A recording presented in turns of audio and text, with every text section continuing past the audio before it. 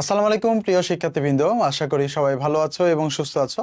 সবাইকে ওয়েলকাম করছি আমাদের আজকের সরলরেখার পর্ব 1 ক্লাসে। একেবারে শুরুতেই আমি খুবই দুঃখিত যে আজকে আমাদের প্রথম ক্লাসটাই একটা লম্বা সময় হচ্ছে আমাদের একটু গ্যাপ হয়েছিল। আমি সম্পূর্ণভাবে প্রস্তুত ছিলাম, আমার স্লাইড প্রস্তুত ছিল, সব কিছুই প্রস্তুত ছিল, কিন্তু টেকনিক্যাল কারণে একটু সমস্যা হয়েছে। সো হঠাৎ লোড পড়ায় আমাদের দুইটা রুমের ক্লাস মানে হচ্ছে ক্লাসরুমে সব কিছু অফ হয়ে গিয়েছিল। এই জন্য আমরা দুইটা রুমেই হচ্ছে আমাদের দুইটা ক্লাসেই হচ্ছে একটু লেট করে শুরু হইলো। সো আশা করি সবাই ভালো আছো এবং সুস্থ আছো। আমরা একটু অপেক্ষা করি এবং তোমার কোনো ফ্রেন্ড যদি আমাদের এই প্রোগ্রামে থাকে কাইন্ডলি তাদেরকে একটু মেনশন করে ফেলো। তোমাদের সাথে অনেক লম্বা সময় পর দেখা, সম্ভবত অনেকের সাথে এসএসসিতে দেখা হয়েছে এবং এসএসসিতে আমার ক্লাস করেছো, আর অনেকের সাথে আগে দেখা হয় নাই এরকম হয়েছে। বাট যাদের সাথে দেখা হয় নাই, ইনশাআল্লাহ তোমাদের সাথে পুরো অ্যাডমিশন পর্যন্ত অনেকবার দেখা হবে এবং অনেক অধ্যায়ের সলিউশন নিয়ে আমি তোমাদের মাঝে আসবো ইনশাআল্লাহ। সো আমি যারা যুক্ত হচ্ছ, একটু কাইন্ডলি তোমাদের যে সকল ফ্রেন্ড আমাদের এই প্রোগ্রামে আছে একটু তাদেরকে যুক্ত করে ফেলো, তাদেরকে একটু যুক্ত করে ফেলো, মানে যুক্ত করতে বলতে তাদের একটু মেনশন করতে পারো। ওকে, সো আজকে আমরা আমাদের 27 ব্যাচের যে সাইকেল 1-এর সরলরেখা এই অধ্যায়টি শুরু করতে যাচ্ছি। তোমাদের খুবই গুরুত্বপূর্ণ একটি অধ্যায়, সেটা হচ্ছে সরলরেখা, এবং এই অধ্যায়টা অ্যাডমিশনেও এখান থেকে প্রচুর প্রশ্ন আসে। কিভাবে পড়াবো এটার একটা লাইন আপ তোমাদেরকে আমি দিয়েছি, যে আমরা কি কি প্রশ্ন সলভ করব। আমরা একাডেমিক টু অ্যাডমিশন ডিরেক্ট প্রস্তুতি নিব, কারণ তোমাদেরকে একটু জানিয়ে রাখতে চাই, অ্যাডমিশনে তারাই ভালো করে যারা কিনা একাডেমিক লাইফে ভালো করে গুছিয়ে পড়ে। বাট অ্যাডমিশনে তুমি যদি একাডেমিক লাইফে এইচএসসিটা কোনো মতো পার করো এবং প্রচুর চেষ্টা করো, ওই 3 মাস হয়তো বা তোমার একটা চান্স হইতে পারে, বাট সেটা হয়তো বা কোনো একটা পাবলিক বিশ্ববিদ্যালয় হতে পারে বা ঢাকা ভার্সিটির কোনো একটা ন্যূনতম সাবজেক্ট হতে পারে। বাট তোমার টার্গেট যদি একটু ভিন্ন হয়, লক্ষ্য যদি অনেক বড় হয়, তাহলে তোমার টার্গেট যদি হয় বুয়েটে চান্স পাওয়া, মেডিকেলে চান্স পাওয়া, কিংবা ঢাকা ভার্সিটির প্রথম দিকের কোনো একটা সাবজেক্ট পাওয়া, নিজেকে অন্য একটা লেভেলে নিয়ে যাও, তাহলে ভাই তোমাকে একাডেমিক থেকেই ভালো করে পড়াশোনা করতে হবে। এবং আমরা আমাদের একাডেমিক স্টুডেন্টদেরকে ওইভাবেই লালন পালন করি যেন তারা একাডেমিক এবং অ্যাডমিশনটা একসাথে ক্লিয়ার করে যেতে পারে। তোমরা মাত্র কলেজে উঠছো, তোমাদের কলেজের ক্লাসও শুরু হয়েছে, তোমাদের নতুন একটা লাইফ স্টার্ট হয়েছে, কিন্তু তোমাদের এটাও মানতে হবে যে এই লাইফটা শুধুমাত্র আমার বয়সকে বাড়ায় নাই, আমার ম্যাচুরিটিকেও বাড়াইছে।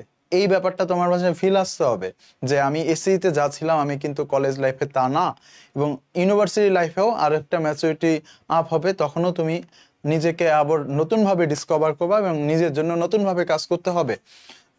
ওকে, সো শুরুতে আমি একটু সবার সাথে পরিচয় হয়ে নেই, দেন হচ্ছে আমি আমার আজকে ক্লাস শুরু করব। সবাই একটু কমেন্ট বক্সে তোমার কলেজের নাম এবং হচ্ছে কোন জেলা এটা একটু লিখে ফেলো।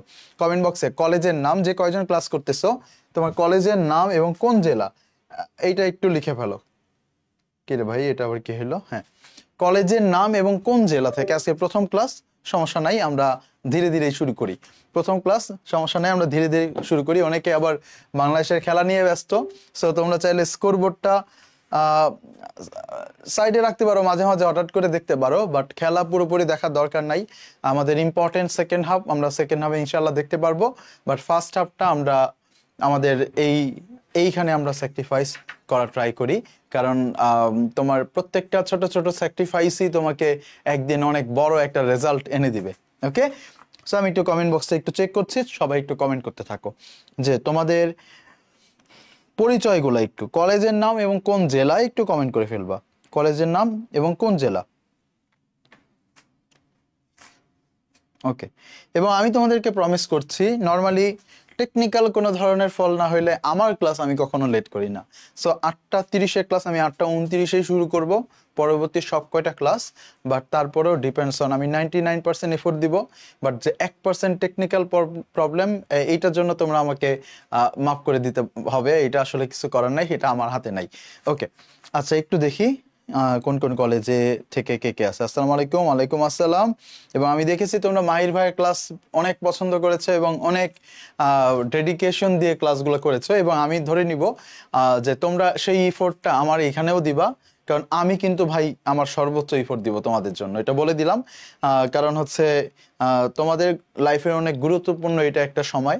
সো যত বড় হব, বড় পর্যায়ে যাব, তত আমাদের গাইডলাইন মূলক ব্যাপারগুলো এই সেশনগুলো বেশি দরকার হবে। আর যত ছোট, যেরকম আমি যখন ক্লাস 1 2 3 তে তোমরা পড়ছো, গাইডলাইন দরকার ছিল না, কিন্তু তুমি জিনিসটা কিভাবে মুখস্থ করতে পারবা এটাই ছিল তোমার লাইফ। আস্তে আস্তে যখন বড় হতেছো ব্যাপারগুলো আস্তে আস্তে বুঝতে হচ্ছে। সো এইরকম করে করে ইন্টারমিডিয়েট লাইফটাও কিন্তু অনেক কিছু বুঝতে হবে, কিভাবে পড়তে হবে, কি পড়তে হবে, কি জানতে হবে, এই ব্যাপারগুলো নিয়েই আগাইতে হবে। আর গ্যাপ দেওয়া যাবে না, কন্টিনিউয়াস পড়াশোনা করতে হবে। এগুলো আমরা পুরো প্রোগ্রাম জুড়ে বলবো, বাট আজকে আমরা আর একটু পরিচয় হয়ে ক্লাস শুরু করব। ওকে ভাইয়া, I am from SSC power play. ও বিপ্লব কান্তি দে, তোমার আইডিটা আমি দেখতেছি। আজকে বাংলা জিতবে ইনশাআল্লাহ। আসসালামু আলাইকুম। ওয়ালাইকুম আসসালাম। আমি আপনার পাওয়ার প্লে এসএসসি 25-এ সৈকত রয়। ওকে, চট্টগ্রাম ক্যান্টনমেন্ট পাবলিক কলেজ, মিনময় সরকার। সৈকত রয় হচ্ছে হাজী মোহাম্মদ মহসিন কলেজ, কয়েকদিন আগে গিয়েছিলাম হাজী মোহাম্মদ মহসিন কলেজে। এখানে মাইলস্টোন কলেজ, আবির মিয়া, মিফতাহুল জান্নাত। মিফতাহুল জান্নাত কেউ আইডিটা চেনা চেনা লাগতেছে, তুমি মনে হয় আমাদের পাওয়ার প্লেতে ছিলা। Savar cantonment public college, Tabassum Rifa, Dhaka city college. Okay, Chattogram city college, চট্টগ্রামে অনেকেই দেখতে পারতেছি। নাদিয়া হচ্ছে Sirajganj college, Sirajganj. Sabina Akter, Shahporan government college, Sylhet. Okay, Hajira Tajur degree college, Chittagong. Mahin, okay. Abir Milestone college. Okay fine, thank you. অনেকে তোমাদের আমি ট্রাই করলাম, যাদের স্ক্রিনে নাম আসে তাদেরকে একটু দেখাই। এবার আমি তোমাদের টার্গেট গুলো একটু কমেন্ট বক্সে কমেন্ট করে ফেলো। আমি একটু পড়াশোনা আগাইতে আগাইতে ফাইনাল পড়াশোনা শুরু করার সময় আমি একটু আবার একটু কমেন্ট করে নেবো যে তোমাদের কার কি স্বপ্ন, ঢাকা বিশ্ববিদ্যালয় নাকি ঢাকা মেডিকেল নাকি হচ্ছে বুয়েট অথবা অন্য কোনো কিছু। একটু টার্গেট গুলো লেখো, তারপর আমি আমাদের পড়াশোনা আমি অলরেডি শুরু করে দেই। তোমরা একটু কমেন্ট বক্সে কমেন্ট করতে থাকো। মাঝে মাঝে খেলার আপডেট তোমরাই আমাকে দিও, সমস্যা নাই, যেহেতু তোমাদের হাতে স্কোর আছে। আচ্ছা, সো আমি একটু কালারটা চয়েস করে নেই আমার মতো করে। এইখানে এটা আর এটা আর সবুজ আছে। ওকে ফাইন, চলবে।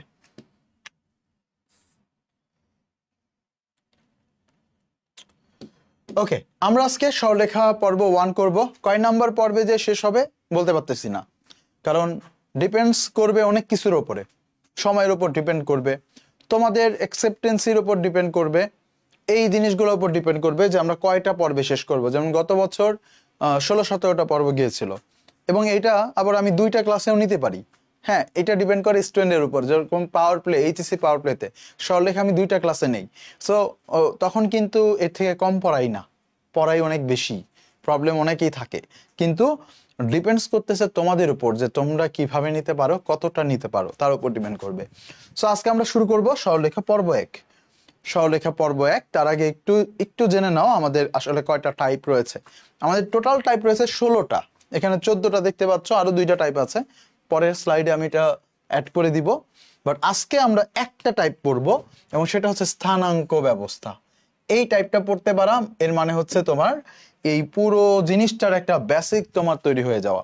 সো স্থানাঙ্ক ব্যবস্থাটা কি আমি জানি এটা তোমরা অনেকটাই জানো, তোমাদের এইচএসসি এসএসসি লাইফে অনেকটাই শিখে আসছো, বাট তারপরেও আমরা আজকে এইটার একেবারে ওই নাড়ি ভুড়ি যা আছে সব একেবারে চুরচেরা আমরা বিশ্লেষণ করব, যে স্থানাঙ্ক ব্যবস্থার প্রতিটা পয়েন্ট, ক্ষুদ্র ক্ষুদ্র পয়েন্ট, প্রত্যেকটা পয়েন্ট আমরা জানার চেষ্টা করবো ইনশাল্লাহ। ওকে ওকে, ডিএমসি, বুয়েট। ওকে, ঠিক আছে। সো চলো শুরু করি। সবাই কমেন্ট বক্সে একটু রেডি লিখে ফেলো। আজকে ক্লাসটা করার জন্য তুমি প্রস্তুত আছো? লিখে ফেলো রেডি। সবাই কমেন্ট বক্সে রেডি লিখে ফেলো, এবং ইনশাল্লাহ আমি তোমাদেরকে এই পর্ব 1 থেকে শুরু করে যদি আমি 15টা পর্ব পড়াই, 15 নম্বর পর্বে যেন তোমাদেরকে আমি দেখতে পাই। ওকে, লেটস স্টার্ট। সবাই যে কয়জন আছো সবাই কমেন্ট বক্সে কমেন্ট করে ফেলো আজকে ক্লাসটি করার জন্য তুমি রেডি আছো। যখন তুমি রেডি লিখে ফেলবা, তখন তোমার যে কাজটা করতে হবে, কি কাজ করতে হবে জানো? সেটা হচ্ছে খেলা থেকে শুরু করে যা কিছু আছে সব মাথার বাইরে নিয়ে দিতে হবে, কারণ আজকে আমরা সবচেয়ে গুরুত্বপূর্ণ বেসিকটা জানবো সরলরেখার, যেগুলো নিয়ে আমি পরবর্তীতে অনেক বড় বড় কাজ করব। লেটস গো, চলো। স্থানাঙ্ক ব্যবস্থা। স্থানাঙ্ক ব্যবস্থা 2 ধরনের। আগে স্থানাঙ্ক ব্যবস্থা কি? স্থানাঙ্ক ব্যবস্থা হচ্ছে কোনো একটা বিন্দু, বস্তু বা যে কোনো একটা কিছুর অবস্থান নির্ণয় করে, যে ব্যবস্থার মাধ্যমে তাকে স্থানাঙ্ক ব্যবস্থা বলা হয়। এই স্থানাঙ্ক ব্যবস্থা বিভিন্ন মাত্রিক হয়, একমাত্রিক, দ্বিমাত্রিক, ত্রিমাত্রিক, চতুর্মাত্রিক, অনেক মাত্রার হয়। তা ডিপেন্ড করতেছে বিন্দুটার অবস্থান নির্ণয় করতে আমার কয়টা তথ্য দরকার, কয়টা ডাটা দরকার, তার উপর ডিপেন্ড করে। সো আমরা যে খাতার উপরে লিখি সেই খাতাটা হচ্ছে একটা দ্বিমাত্রিক তল। এই যে বোর্ডের উপর লিখবো এটা একটা দ্বিমাত্রিক তল, কারণ এইটার ডানে বা বামে যাওয়া যায়, উপরে বা নিচে ওঠা যায়। তো আমার এই যে দ্বিমাত্রিক তল, এজন্য আমরা যে স্থানাঙ্ক ব্যবস্থা নিয়ে কথা বলছি বা কথা বলবো বা কাজ করব, সেই স্থানাঙ্ক ব্যবস্থাটা হচ্ছে একটা দ্বিমাত্রিক স্থানাঙ্ক ব্যবস্থা। কি ধরনের স্থানাঙ্ক ব্যবস্থা? দ্বিমাত্রিক স্থানাঙ্ক ব্যবস্থা। দ্বিমাত্রিক অর্থাৎ বিন্দুর অবস্থান নির্ণয় করার জন্য আমার দুইটা জিনিস দরকার। এখন এই দ্বিমাত্রিক স্থানাঙ্ক ব্যবস্থা আবার দুইটা পদ্ধতি আছে বের করার। একটা হচ্ছে কার্তেশীয় স্থানাঙ্ক পদ্ধতি, আর একটা হচ্ছে পোলার স্থানাঙ্ক পদ্ধতি। সো মেয়েদের জন্য খুবই আফসোস, পোলাদের জন্য একটা স্থানাঙ্ক ব্যবস্থা আছে কিন্তু তোমাদের জন্য নাই, এই জন্য আমি খুবই দুঃখিত। বাট তোমরা ধরে নিতে পারো এই কার্তেশীয়টা তোমাদের স্থানাঙ্ক ব্যবস্থা। সো জোকস করলাম। দেখো, সো দুই ধরনের স্থানাঙ্ক ব্যবস্থা, একটা হচ্ছে কার্তেশীয় আর একটা হচ্ছে পোলার স্থানাঙ্ক ব্যবস্থা। কার্তেশীয় কোনটা? তোমরা 9-10-এ একটা বিন্দুকে চিনো যে 1,2, যে তোমরা গ্রাফ কাগজে বসাইছো। সো ওইখানে আমরা এক্স এবং ওয়াই দিয়ে চিনি। সো ওই এক্স এবং ওয়াই দিয়ে যে স্থানাঙ্ক ব্যবস্থা, সেটাই হচ্ছে কার্তেশীয় স্থানাঙ্ক ব্যবস্থা। এই যে ফার্স্ট ব্র্যাকেটের মাঝখানে এক্স এবং ওয়াই, এই যেখানে এক্সটাকে আমরা বলি হচ্ছে ভুজ আর ওয়াইটাকে আমরা বলি হচ্ছে কোটি। দেখো এই যে এইগুলো আলোচনা জীবনও তোমাকে কেউ করাবো না, এটা লাস্ট টাইম এই জিনিসগুলো শেখার, কারণ অনেকেই এগুলো আগে থেকেই জানে। আচ্ছা, এবার তাহলে কার্তেশীয় স্থানাঙ্ক ব্যবস্থা একটা বিন্দুর অবস্থান নির্ণয় করতে দুইটা জিনিস প্রয়োজন, এক্স এবং ওয়াই। এবার পোলার স্থানাঙ্ক ব্যবস্থায় কি দরকার?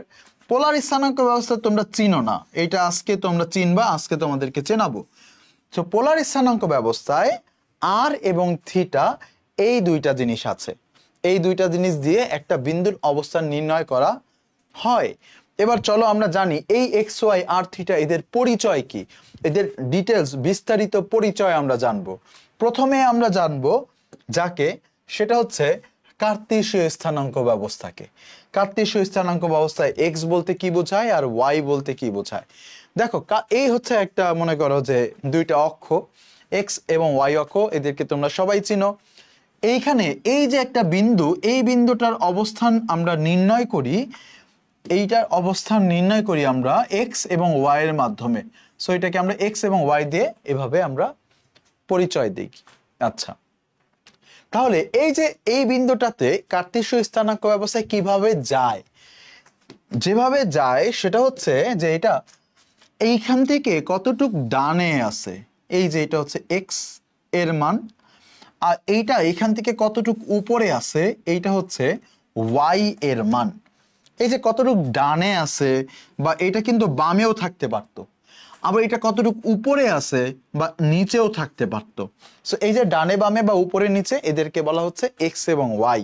তাহলে কতটুক ডানে যায় বা বামে যায় সেটাই হচ্ছে এক্স, এবং এটাকেই বলা হচ্ছে ভুজ। আর কতটুক উপরে ওঠে বা নিচে যায় এটাকে হচ্ছে ওয়াই, এটাকে বলা হয় কোটি। আচ্ছা, এবার ইম্পর্টেন্ট পরিচয়, এক্স এবং ওয়াই এর ইম্পর্টেন্ট পরিচয় হচ্ছে এটা। এই পরিচয়টা আমাদের সবার যেন মুখস্থ থাকে, এটা খুবই ইম্পর্টেন্ট পরিচয়, এটা পরীক্ষায় সরাসরি আসবে। আচ্ছা, এবার দেখো, একটু ভালো করে দেখো, এক্স অক্ষ থেকে দূরত্ব কোনটা হবে তোমরা আমাকে বলো। এক্স অক্ষ থেকে দূরত্ব বলতে কি এক্স হবে নাকি ওয়াই হবে? একটু কমেন্ট বক্সে জানাও। এক্স অক্ষ থেকে, ওকে, বিপ্লব কান্তি দেব বলছে এইচএসসি 26-এর স্টেট লাইনের স্লাইড, আর হচ্ছে HSC 26 lecture of state line, HSC 27 lecture of state line. এখন মানে হচ্ছে তোমরা আমার আর্কাইভ ক্লাস করছো, ভেরি গুড। যেই প্রশ্নগুলো আপডেট হয়েছে সেই প্রশ্নগুলো আমি পড়াবো।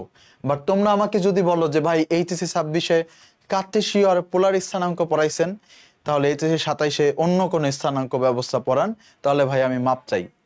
এইটা আমার আসলে করণীয় কিছু নাই। আমি আজকে ভাবতেছিলাম যে গত বছর মানে এই বছর আমি দেখলাম যে পোলার আর কার্তেশীয় স্থানাঙ্ক ব্যবস্থার যে এমসিকিউ গুলা আসলে ওইরকম কোনো চেঞ্জ আসে নাই, যেগুলো ছিল ওইগুলাই আসছে।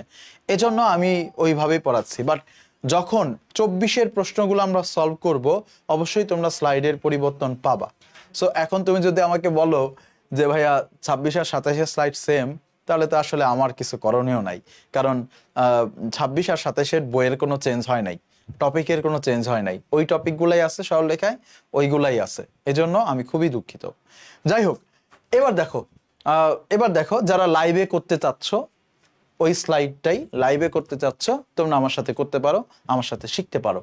সো দেখো যেটা বলতেছিলাম, এবার তাহলে এক্স অক্ষ থেকে দূরত্ব বলতে কি বোঝায়, এটা কমেন্ট বক্সে ভাই এগুলা কি লিখবো এখন, এগুলা ক্লাসের পরে তুমি তোমার খাতায় নোট করবা।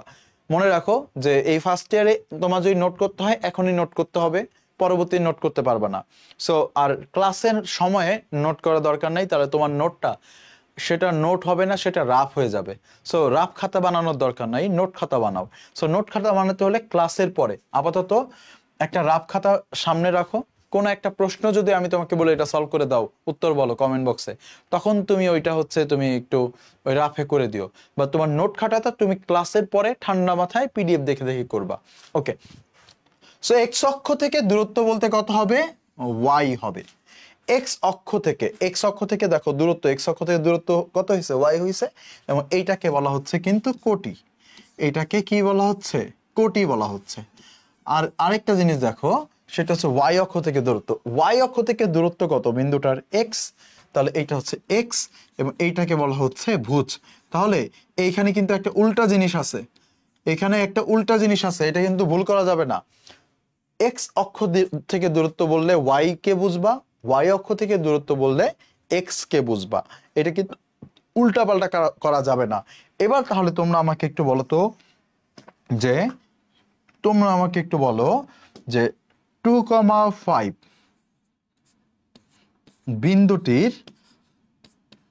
বিন্দুটির একটা কোশ্চেন দিলাম, বিন্দুটির ওয়াই অক্ষ হতে দূরত্ব কত, ওয়াই অক্ষ হতে দূরত্ব কত, একটু কমেন্ট বক্সে জানাও। এই বিন্দুটির ওয়াই অক্ষ থেকে দূরত্ব কত, দ্রুত জানিয়ে দাও, দ্রুত জানিয়ে দাও। এইটার উত্তর কত হবে, অ্যান্সার কত হবে, একটু জানিয়ে দাও ফার্স্ট। এইটার অ্যান্সার কত হবে, এইটার অ্যান্সার কত হবে, ওয়াই অক্ষ থেকে দূরত্ব কত হবে, ওয়াই অক্ষ থেকে কত হবে। পিডিএফ কোথায় পাবা, পিডিএফ ওয়েবসাইটে যে পাবা, তুমি যেখানে ভর্তি হইছো, কোর্সটা নিছো, সেখানে যাবা, পিডিএফ সাজানো আছে। ভেরি গুড, সবাই পেরেছো। ওয়াই অক্ষ থেকে দূরত্ব বলতে আমরা এই যে ভুজের মানকে বলবো, আর যদি এক্স অক্ষ থেকে দূরত্ব বলতো তাহলে কোটিকে চিনতাম। আচ্ছা, এবার আমাদের একটা প্রশ্ন দিছে, কোন বিন্দুর স্থানাঙ্ক 2,3 এক্স অক্ষ এবং ওয়াই অক্ষ থেকে দূরত্ব কত। কমেন্ট বক্সে একটু জানাও তো, কমেন্ট বক্সে একটু জানিয়ে দাও এক্স অক্ষ থেকে দূরত্ব কত, এবং হচ্ছে এক্স অক্ষ থেকে দূরত্ব কত এবং ওয়াই অক্ষ থেকে দূরত্ব কত। কমেন্ট বক্সে জানিয়ে দাও দ্রুত। এক্স অক্ষ থেকে দূরত্ব বলতে কোটির মানকে বুঝবো, তাহলে হবে অ্যান্সার কত 3। আর ওয়াই অক্ষ থেকে দূরত্ব বলতে ভুজকে বলবো, তাহলে অ্যান্সার কত হবে 2। অ্যান্সার কত হবে 2। আমি শিওর তোমরা সবাই এটা পারছো। আচ্ছা, এবার আসো পরেরটা। একটি বিন্দুর কোটি ভুজের দ্বিগুণ, একটি বিন্দুর কোটি ভুজের দ্বিগুণ, তাহলে আগে কে থাকে, তার মানে হচ্ছে ভুজের দ্বিগুণ যেহেতু, তাহলে ভুজ যদি হয় এক্স, একটু ভালো করে দেখো, ভুজ যদি হয় এক্স তাহলে কোটি কি তার দ্বিগুণ, তাহলে কোটি কত হবে, কোটি হবে 2x, কোটি কত হবে 2x হবে। আচ্ছা, ভালো কথা। এবার বলছে এক ভুজ চার, সরি এক না, এটা এর হবে, হ্যাঁ এটা এর হবে। সো এর ভুজ যদি 4 একক হয়, দেখো এর ভুজ যদি 4 একক হয়, তাহলে এক্স অক্ষ থেকে দূরত্ব কত হবে।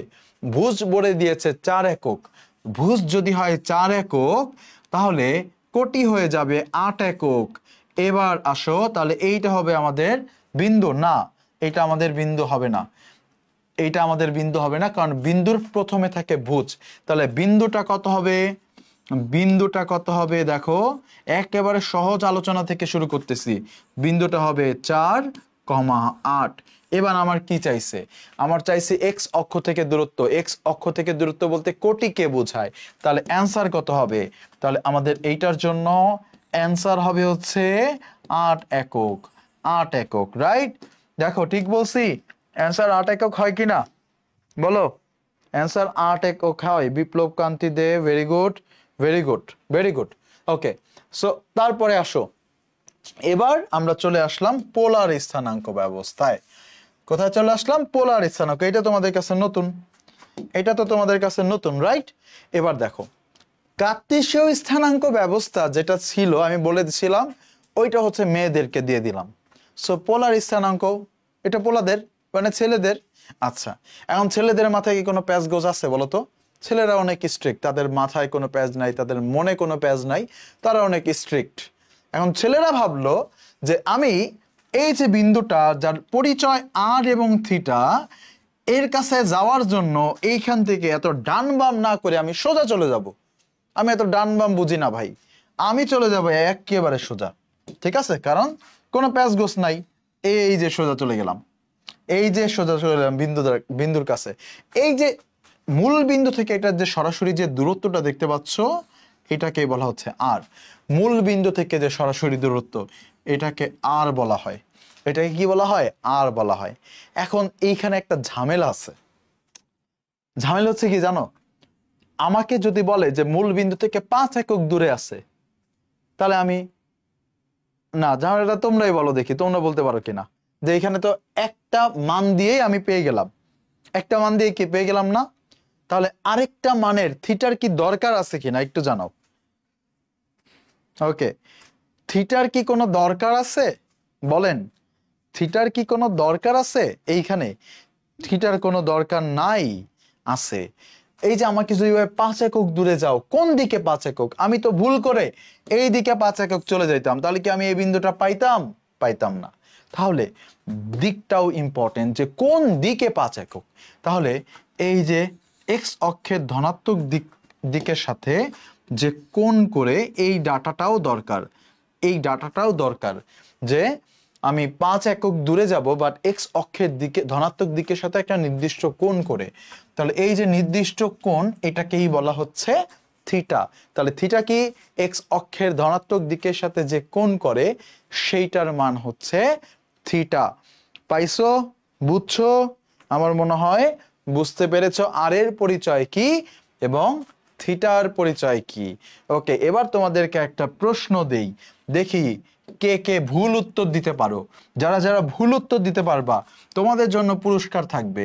যারা যারা ভুল উত্তর দিতে পারবা, ওকে, 3 এবং 60 ডিগ্রি বিন্দুটি বিন্দুটি বিন্দুটি ওয়াই অক্ষের সাথে বা ওয়াই অক্ষের সাথে বা ওয়াই অক্ষের ধনাত্মক দিকের সাথে কত কোণ করে আছে? ওয়াই অক্ষের সাথে কত কোণ করে? ওয়াই অক্ষের ধনাত্মক দিকের সাথে কত কোণ করে আছে? কমেন্ট বক্সে একটু জানিয়ে দেন।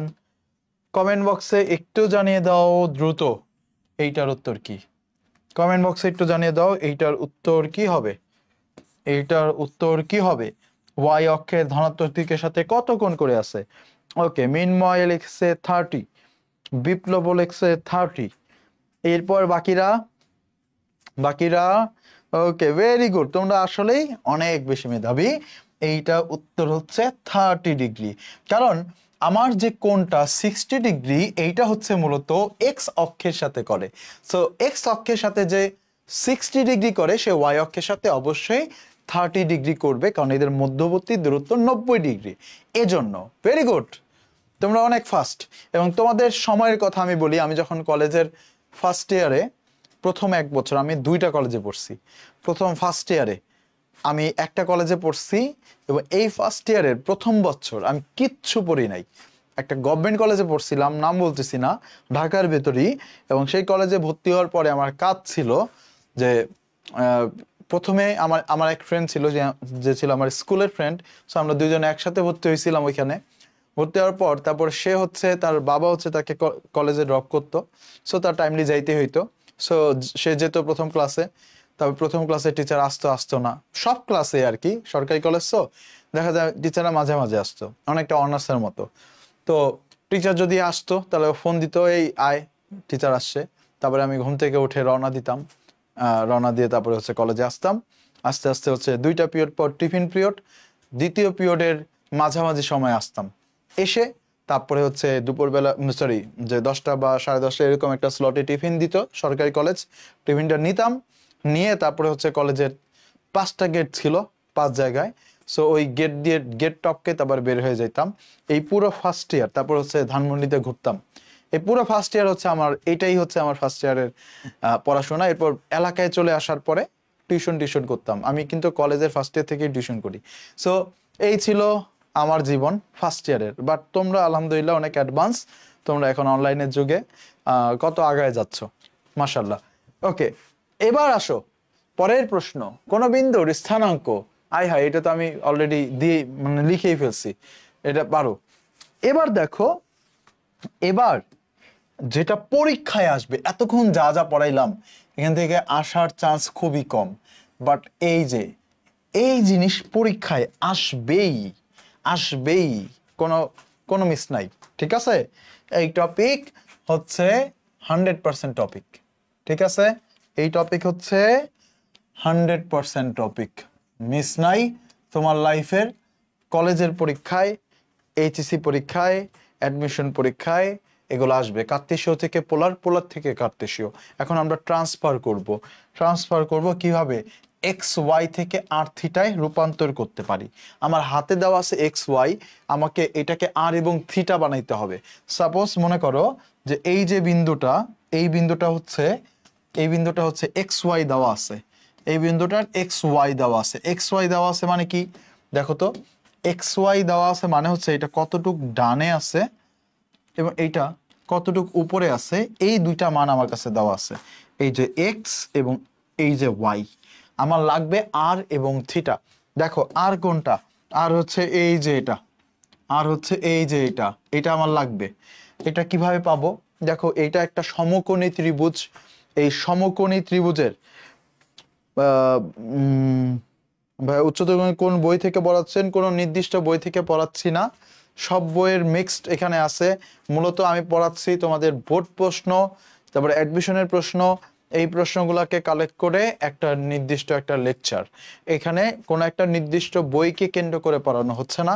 বাট যখন এই পুরো অধ্যায় শেষ হয়ে যাবে তখন তুমি দেখবা যে বোর্ড প্রশ্ন, তোমাদের বইয়ের যে কোনো বইয়ের সবকিছুই তোমরা পারবা। যেরকম তোমরা একটা কাজ করতে পারো, আজকের ক্লাস শেষ করে তোমরা স্থানাঙ্ক ব্যবস্থা এই টপিকের তোমাদের যে বই তোমরা নিছো সেটা যে কোনো টপিকই দেখো না কেন, ইনশাল্লাহ তোমরা পারবা। সো এবার দেখো, সো এক্স ওয়াই দেওয়া আছে, আর এর মান কিভাবে বের করা যায়? এটা হচ্ছে আমার আর। সো এই আর এর মান কিভাবে পাবো আমরা? আরটা কি দেখো তো, এখানে অতিভুজের সমান না? এইটার অতিভুজ কিভাবে বের করব? X square plus Y square root ওভারের মাধ্যমে, x square plus Y square root ওভারের মাধ্যমে। তাহলে দেখো তো আমার কিন্তু একটা জিনিস বের হয়ে গেছে অলরেডি, সেটা হচ্ছে আর এর মান হচ্ছে x square plus Y square root over এর সমান। সো একটা সূত্র ডান। এবার 2 নম্বর সূত্র, এবার আমার লাগবে হচ্ছে থিটা। এই যে এইটা হচ্ছে থিটা। দেখো তোমার হাতে কি আছে? তোমার হাতে আছে, এটা কিন্তু নাই, তোমার হাতে আছে এক্স এবং ওয়াই মানে লম্ব এবং ভূমি। এবার ত্রিকোণমিতিতে লম্ব আর ভূমির ভেতর সম্পর্ক শিখছিলা, মনে আছে? কোথায় শিখছিলা? টেন থিটাতে শিখছিলা। ত্রিকোণমিতিতে সূত্র শিখছিলা, মনে আছে? যে টেন থিটা ইজুকাল টু লম্ব বাই ভূমি। এই যে লম্ব আর এই হচ্ছে ভূমি। সো আমার তো শুধু থিটা দরকার, তাহলে থিটা ইজুকাল টু হবে tan inverse Y by x. এইখানে একটা মডুলাস দিতে হয়। কেন মডুলাস দিতে হয় আমরা একটু পরে আলোচনা করব, আপাতত মাথায় রাখো একটা মডুলাস দিতে হবে। তাহলে আমরা এখান থেকে পেয়ে গেলাম, কি পেয়ে গেলাম? 2টা সূত্র। এই হচ্ছে একটা সূত্র এবং এই হচ্ছে আরেকটা সূত্র। দুইটা সূত্র আমরা এখান থেকে পেয়ে গিয়েছি, দুইটা সূত্র আমরা এখান থেকে পেয়েছি। সো এই দুইটা সূত্র আমার হয়ে গেছে। এবং তাহলে এবার আমরা কিন্তু কি রে ভাই, এটা হয় না কে?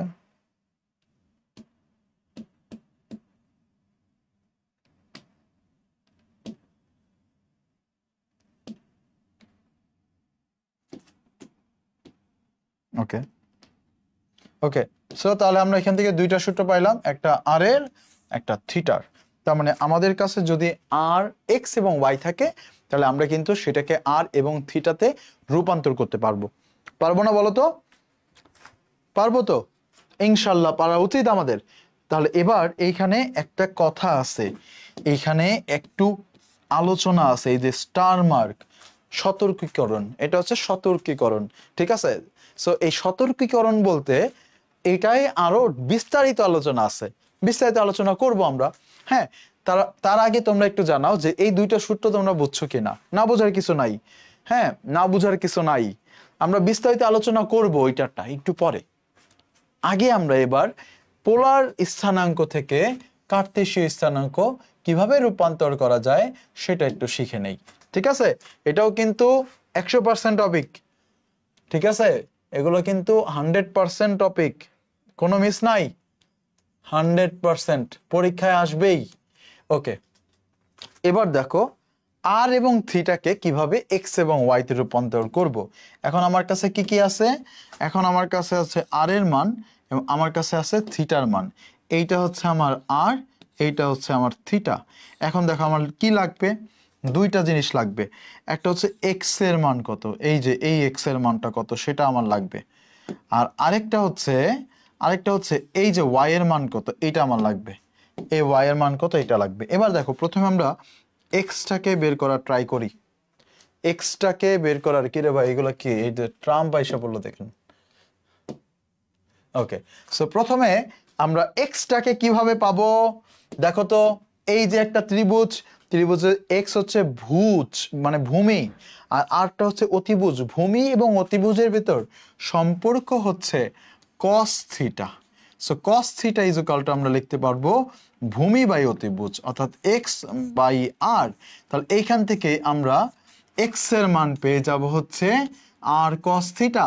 সো এইটা হচ্ছে আমার একটা সূত্র। একই রকম ভাবে আমার যখন ওয়াই দরকার, হ্যাঁ, এখন আমার কি দরকার, ওয়াই দরকার, রাইট?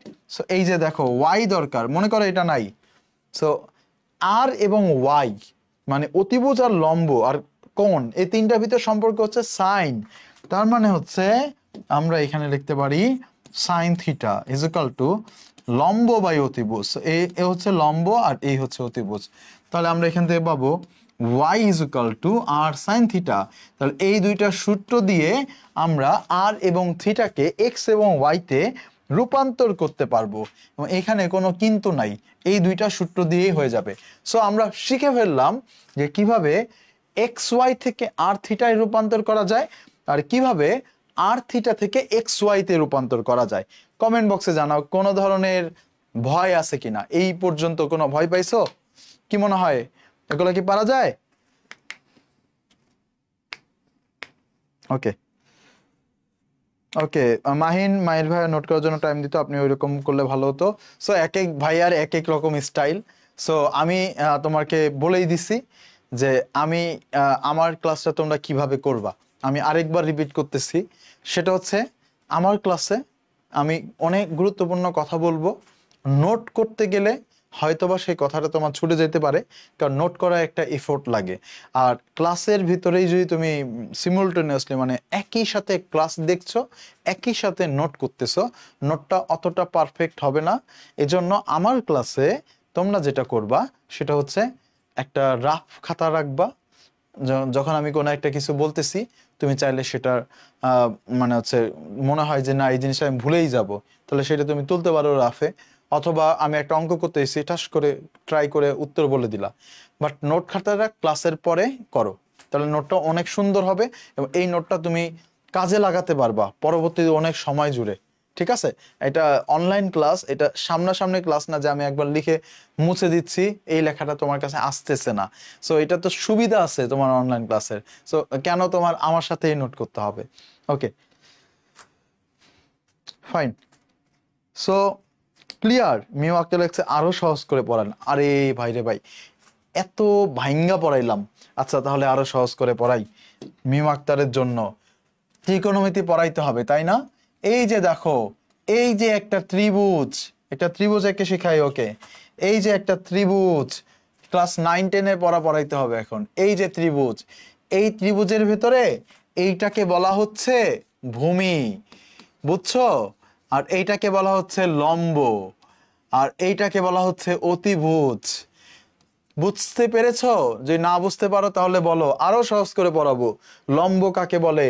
লম্ব হচ্ছে যেটা 90 ডিগ্রি করার জন্য দায়ী, সেটা হচ্ছে লম্ব। ভূমি হচ্ছে এটা। আর 90 ডিগ্রি কোণের অপোজিটে যেটা থাকে সেটাকে বলা হয় অতিভুজ। ত্রিকোণমিতি থেকে আমরা এটা শিখে এসেছি, কস থিটা বলতে বোঝায় হচ্ছে উপরে ভূমি থাকে এবং নিচে অতিভুজ থাকে। ভূমি থাকে আর নিচে হচ্ছে অতিভুজ থাকে। এটা আমরা শিখেছি। এটা একটা শর্টকাটও আছে, কভূতি। কস মানে হচ্ছে ভূমি বাই অতিভুজ।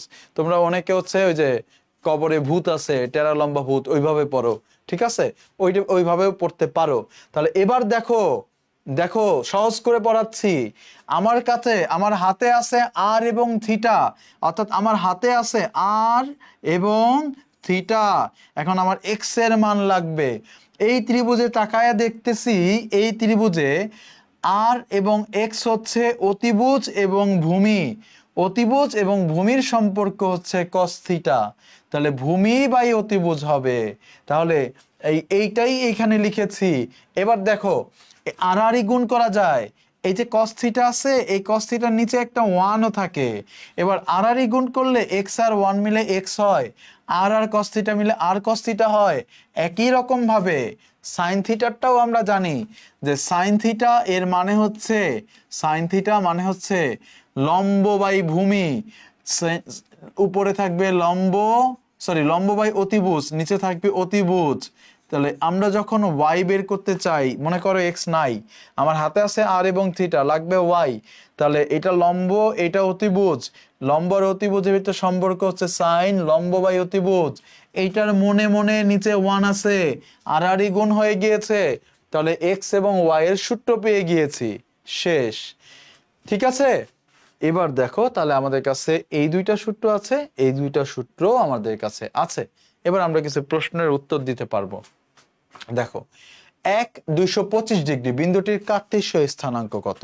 তাহলে এই যে যখন ডিগ্রি দেখবা তখন তোমার বুঝে নিতে হবে এটা পোলার স্থানাঙ্কে আছে। তাহলে কিভাবে সলভ করবা? এই যে দেখো, আমার লাগবে এক্স এবং ওয়াই। এক্স এর সূত্র আমরা জানি আর কস থিটা। আর হচ্ছে এই প্রথমটা, আর এই হচ্ছে কস, আর এই হচ্ছে থিটা। এবার ক্যালকুলেটর চাপ দিয়ে দেখো, কস 225 ডিগ্রির মান কত? সামনে বাড়ান ভাইয়া, সামনে কি বাড়াবো? ওকে, -1/√/2। তাহলে এইখানে হবে -1/√/2। এরপরে আমাদের লাগবে হচ্ছে ওয়াই। ওয়াই এর সূত্র হচ্ছে আর সাইন থিটা, আমরা শিখেছি। এবার এ হচ্ছে 1 সাইন 225 ডিগ্রি। এবার আবার একই রকম ভাবে সাইন 225 ডিগ্রির মান কত? সাইন 225 ডিগ্রির মান হচ্ছে -1/√2, একই মান। তাহলে হচ্ছে -1/√/2। তাহলে এইখান থেকে বিন্দু কত পাবো? -1/√/2, -1/√/2। তাহলে উত্তর কত হবে? এইটা হবে উত্তর, প্রথমটা হবে উত্তর। কমেন্ট বক্সে একটু জানাও বুঝতে পারছো কিনা। এই যে সূত্র আমরা মাত্র শিখলাম, এই যে এক্স এর সূত্র, ওয়াই এর সূত্র, এই সূত্র দিয়েই কিন্তু আমরা করে ফেলছি একটা আর কস থিটা, একটা আর সাইন থিটা। কমেন্ট বক্সে উত্তর জানতে চাই তোমাদের থেকে। তোমরা আরো ফাস্ট উত্তর বলতে হবে, আরো ফাস্ট উত্তর বলতে হবে তোমাদেরকে, ঠিক আছে?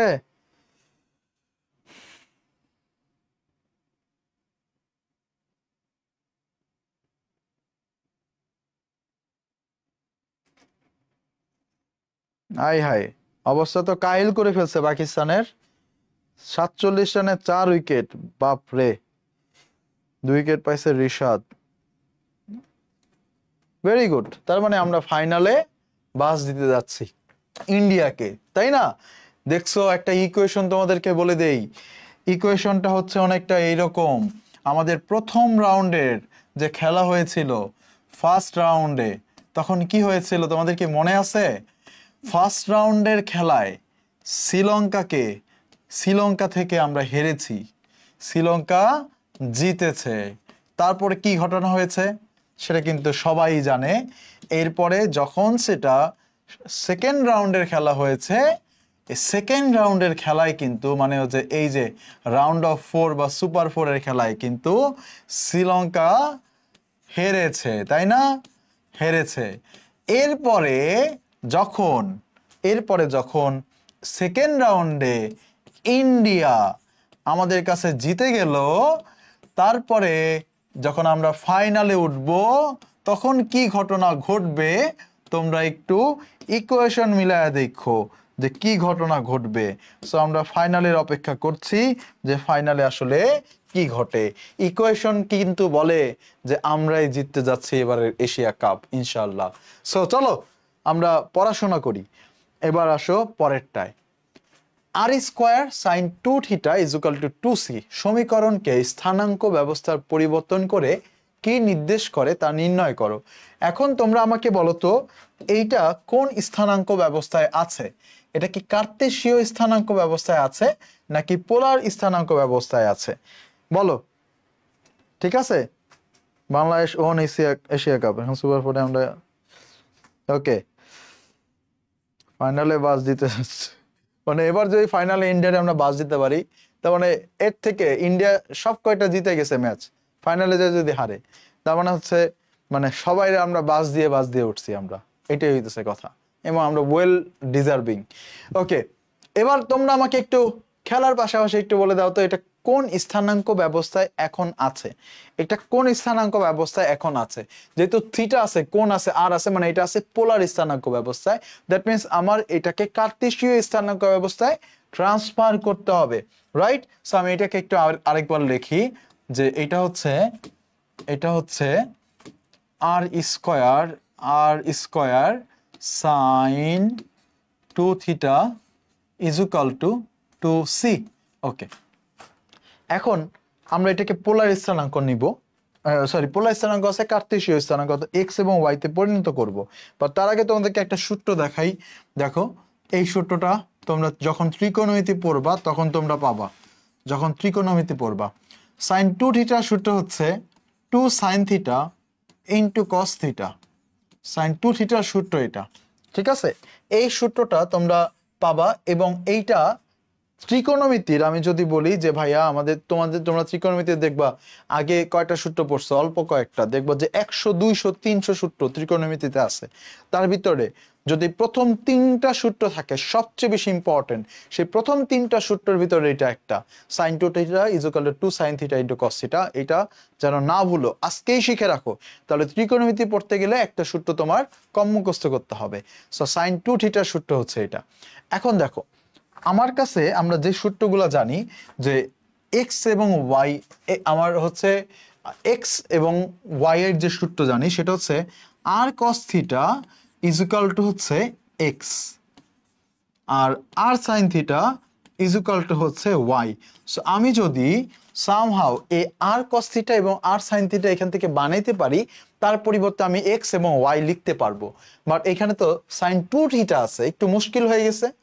তাহলে এই মুশকিলটা সামলানোর জন্য আমরা এই সূত্রটা এখানে অ্যাপ্লাই করে ফেলবো, এই যে এই সূত্রটা। তাহলে এই সূত্রটা যদি আমরা অ্যাপ্লাই করি, তাহলে দেখো আর স্কোয়ার সাইন 2 থিটার সূত্র হচ্ছে 2 sine theta into cos theta is equal to হচ্ছে 2c। এবার একটা জিনিস দেখো তো, আমার এই আর কস থিটা আর সাইন থিটা কিন্তু এবার রেডি আছে। কিভাবে? এইখান থেকে একটা আর নিলাম, আর এই কস থিটাটাকে নিলাম, আবার এখান থেকে একটা আর নিলাম, এই সাইন থিটাটাকে নিলাম, আর এই দুই কাটাকাটি যাবে, এখানে শুধু সি থাকবে। তাহলে এবার দেখো তো, এই আর কস থিটার পরিবর্তে আমরা লিখতে পারবো এক্স, এই আর সাইন থিটার পরিবর্তে আমরা লিখতে পারবো y is equal to C. তাহলে এটাই হচ্ছে অ্যান্সার, এটাই হচ্ছে আমাদের অ্যান্সার। ঠিক আছে, এবার এখানে কিন্তু প্রশ্ন দুইটা করছে, একটা হচ্ছে যে পরিবর্তন করো, পরিবর্তন করাটাই হচ্ছে আমার মেইন, এটা আমি পারলাম কিনা, সো এটাই হচ্ছে আসল। এবার বলছে তা কি নির্দেশ করে, তোমরা এই যে সূত্রটা এটাকে একটু মনে রাখবা, এটাকে মনে রাখবা। এটা হচ্ছে কিসের ইকুয়েশন, এটা হচ্ছে একটি আয়তাকার অধিবৃত্তের ইকুয়েশন। এটা একটা আয়তাকার অধিবৃত্ত। আয়তাকার অধিবৃত্ত আমাদের সিলেবাসে নাই, কিন্তু প্রায় সময় এমসিকিউতে এই ফরম্যাটটা আসে যে x Y is equal to একটা ধ্রুবক পথ, x Y is equal to একটা ধ্রুবক পথ। এটা কি x Y is equal to ধ্রুবক পথ, এটা হচ্ছে একটা আয়তাকার অধিবৃত্ত। তোমরা এইটাকে একটু চিনে রাখো, x Y is equal to C, এটা হচ্ছে একটা আয়তাকার অধিবৃত্ত। তাহলে এবার কমেন্ট বক্সে জানাও এটা বুঝছো কিনা। X Y is equal to C, X Y is equal to, Mahir ভাই বলছে, ভেরি গুড। সূত্রগুলো একটু লিখে রাখেন, ভুলে গিয়েছি। এই যে সূত্রগুলো লেখাই আছে ভাই, সূত্রগুলো লেখাই আছে। Okay fine.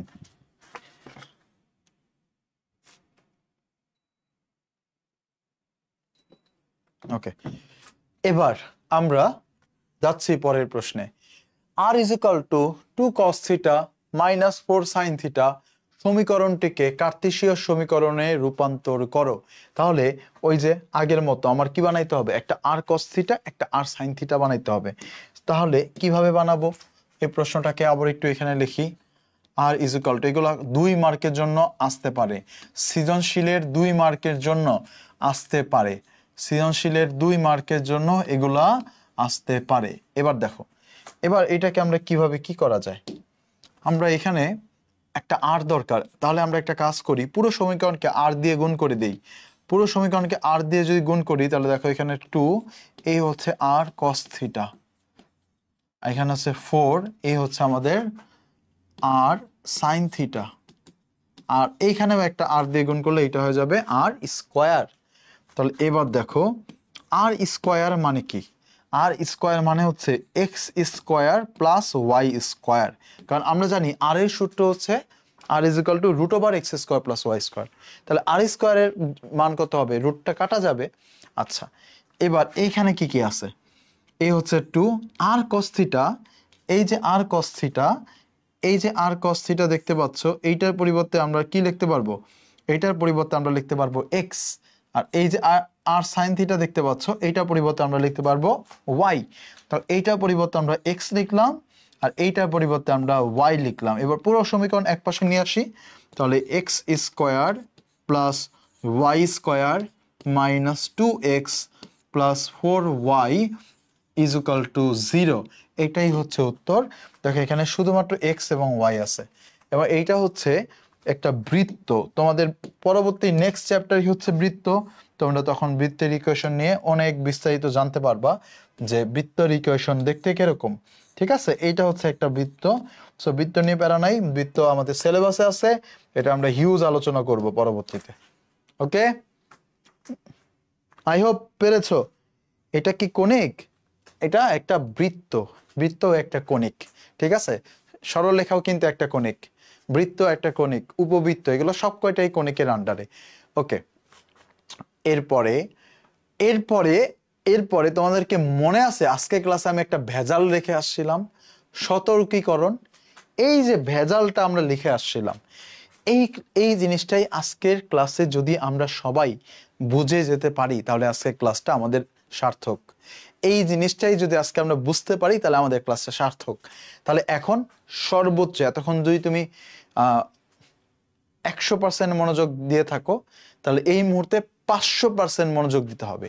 সব কিছু বাদ, খুবই গুরুত্বপূর্ণ একটা জিনিস শেখাবো এখন, এটা খুব মনোযোগ দিতে হবে। তাহলে এই টাইপটা পড়া এবং আজকের ক্লাসটা করা তোমার সার্থক। সো আমরা এইখানে দেখছিলাম যে থিটার মান tan inverse Y by x হয়, মডুলাস হয়, বাট এইটা সকল চতুর্ভাগের জন্য সেম নয়। আমাদের 4টা চতুর্ভাগ আছে, চতুর্ভাগ কয়টা, 4টা। আচ্ছা, এই প্রথম চতুর্ভাগে যে কোনো একটা বিন্দুর ক্ষেত্রে এক্স এবং ওয়াই দুইটাই কি পজিটিভ থাকে, এটা আমরা জানি, কারণ এক্সটা ডান দিকে গেলে এক্স পজিটিভ, উপরে গেলে ওয়াই পজিটিভ। সো এই বিন্দুটা ডানেও আছে উপরেও আছে, তাহলে এই বিন্দুটার ক্ষেত্রে এক্স এবং ওয়াই দুইটাই পজিটিভ।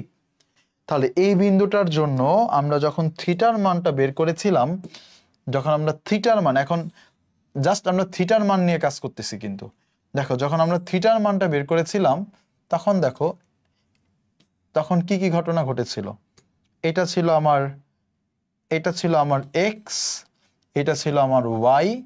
এই যে থিটার মান যখন আমরা বের করেছি এখান থেকে, তখন আমরা এখান থেকে ডিরেক্ট সূত্র লিখতে পেরেছি যে থিটা ইজ ইকুয়াল টু হচ্ছে tan inverse Y by x. লম্ব বাই ভূমি থেকে ওয়াই বাই এক্স আসছে, ঠিক আছে।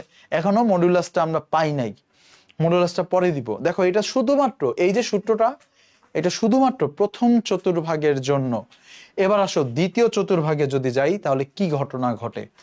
দ্বিতীয় চতুর্ভাগে যে কোনো বিন্দুর এক্স এর মানটা নেগেটিভ, এক্সটা নেগেটিভ, ওয়াইটা পজিটিভ, যেরকম হচ্ছে মনে করো -3,5, ঠিক আছে। দেখো এইটা কিন্তু দ্বিতীয় চতুর্ভাগের একটা বিন্দু, এক্স এর মানটা নেগেটিভ, ওয়াই এর মান পজিটিভ। তাহলে এই চতুর্ভাগের ক্ষেত্রে আর কোনটা? এইটা হচ্ছে আর। এই চতুর্ভাগের ক্ষেত্রে থিটা কোনটা?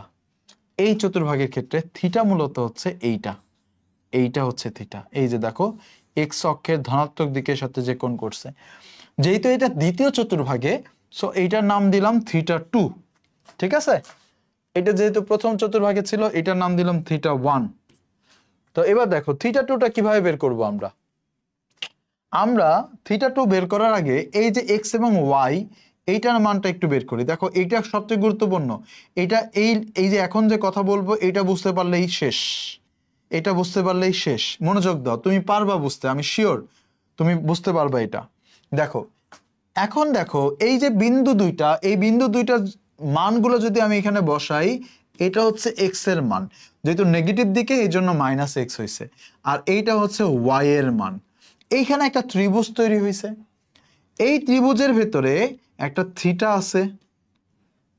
এই ত্রিভুজের ভেতর যে থিটা, এই থিটাটা কিন্তু tan inverse Y by x, tan inverse Y by x modulus. এবার আমি বলতে পারবো ওয়াই মডুলাস। এই ত্রিভুজটার দিকে তাকাও, এই যে θ2 এগুলো সবকিছুরে বাদ দাও। এই ত্রিভুজের ভেতরে আমরা যখন এই কোণটা বের করব টেন থিটা দিয়ে, তখন আমরা লম্ব বাই ভূমি নেই। লম্ব হচ্ছে ওয়াই, ভূমি হচ্ছে এক্স। এই লম্ব আর ভূমি এরা কিন্তু এক একটা দৈর্ঘ্য, আর দৈর্ঘ্য কখনো নেগেটিভ হতে পারে না। দৈর্ঘ্য নেগেটিভ হতে পারে পারে না, কিন্তু এইখানে কিন্তু একটা এক্স এর আগে মাইনাস ছিল। সো বিন্দুটা দেখে তুমি জানো এই মাইনাসটা এখানে না, মানে মাইনাসটা তুমি যদি বসায় দাও, তোমার উত্তরটা যেন না ভুল হয়, সেজন্য একটা মডুলাস চিহ্ন এখানে ব্যবহার করতে হবে। এই মডুলাস চিহ্নটা এজন্যই বসে যে বিন্দুগুলা পজিটিভ হোক আর নেগেটিভ হোক, এই যে আমরা কিন্তু দৈর্ঘ্যটাকে নিয়ে কাজ করতেছি। এই থিটাটা, ত্রিভুজের থিটা যখন আমরা বের করতেছি, আমরা দৈর্ঘ্য নিয়ে কাজ করতেছি, আর দৈর্ঘ্য কখনো নেগেটিভ হতে পারে না। লম্ব এক ধরনের দৈর্ঘ্য, ভূমি এক ধরনের দৈর্ঘ্য, এই দৈর্ঘ্য কখনো নেগেটিভ হতে পারে না। এজন্য আমরা একটা মডুলার চিহ্ন ইউজ করি। এখন দেখো কথা হচ্ছে আমার কিন্তু থিটা বলতে এইটা না, আমার থিটা আমি যেটা বের করতে চাই দ্বিতীয় চতুর্ভাগে থিটার মান, সেটা হচ্ছে এইটা θ2। সো আমার বের করতে হবে কিন্তু অ্যাকচুয়ালি θ2, এবং θ2টা বের হবে হচ্ছে, আমরা যদি এই যে দেখো এটা যদি আরো একটু আসতে পারতো তাহলে 180 ডিগ্রি হয়ে যেত, অর্থাৎ পাই হয়ে যেত। এই পাই হইতে পারে নাই কার জন্য? থিটার জন্য। তাহলে পাই থেকে থিটাটা বাদ দিলেই কিন্তু আমরা θ2টা পাবো। তার মানে হচ্ছে θ2 এর অ্যাকচুয়ালি যে মানটা, সেই মানটা হচ্ছে pi minus tan inverse Y by x modulus. Comment বক্সে একটু জানাও এবার বুঝছো কিনা, কমেন্ট বক্সে একটু জানিয়ে দেন এবার বুঝতে পেরেছো কিনা। এইটাই হচ্ছে আমার θ2 এর সূত্র। এইটাই হচ্ছে দ্বিতীয় চতুর্ভাগের কোনো বিন্দু যদি দেয় আমাকে, তাহলে এই সূত্র দিয়ে করব। প্রথম চতুর্ভাগের কোনো যদি বিন্দু দেয় তাহলে এই সূত্র দিয়ে করলেই হইলো, বাট দ্বিতীয় চতুর্ভাগের কোনো বিন্দু দিলে এই সূত্র দিয়ে করতে হবে। কমেন্ট বক্সে জানাও। একদম লাগছে আর স্কোয়ার কোত্থেকে আসছে, আরে এখন সেই আগের প্রশ্নে পড়ে রয়েছে, এই পুরো সমীকরণকে আর দিয়ে গুণ করা হয়েছে, এখানে একটা আর ছিল, আরেকটা আর দিয়ে গুণ করলে আর স্কোয়ার হবে না? এই যে এখানে তো আর ছিল না, এইখানে আর আসছে, এখানে আর ছিল না আর আসছে, কারণ পুরোটাকে আর দিয়ে গুণ করা হয়েছে, সেই জন্য। তুমি এখনো পিছনে আছো। কমেন্ট বক্সে জানাও পোলাপান, আমিও কিন্তু খেলা মিস করতেছি।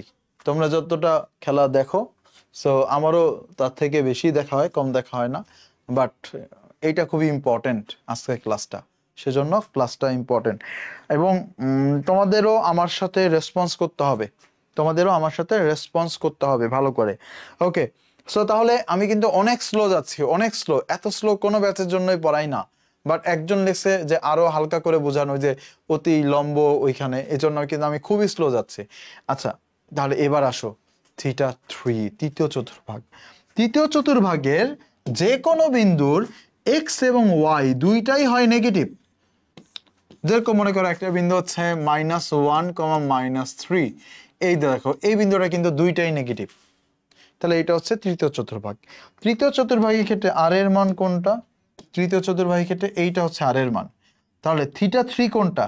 এক্স অক্ষের ধনাত্মক দিকের সাথে এই যে কোনটা করছে, এইটা হচ্ছে থিটা থ্রি, যেটা আমরা বের করতে চাই, যেটা আমরা বের করতে চাই। বাট এই এক্স এবং ওয়াই এর মান দিয়ে আমি এখানে যে মানগুলো এখানে বসাই, তাহলে আমি আরেকটা থিটা পাই।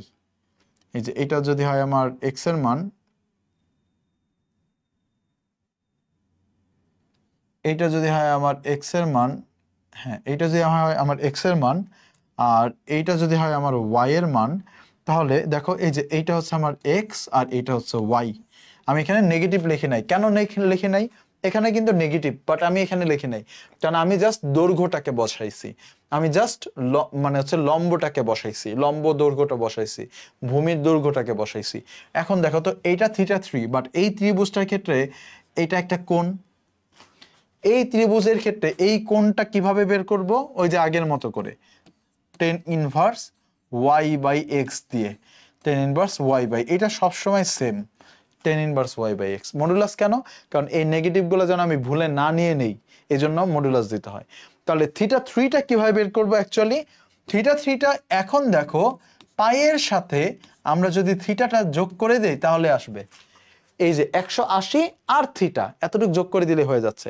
তাহলে পাইয়ের সাথে থিটা যোগ করতে হবে, দ্যাট মিনস থিটা থ্রি এর সূত্রটা দাঁড়াবে, ফাইনাল সূত্রটা দাঁড়াবে pi plus tan inverse, pi plus tan inverse Y by x, y by x, এখানে একটা মডুলাস চিহ্ন দিতে হবে। তাহলে এটা হচ্ছে মেইন সূত্র, এটা হচ্ছে থিটা থ্রি এর মেইন সূত্র, ঠিক আছে?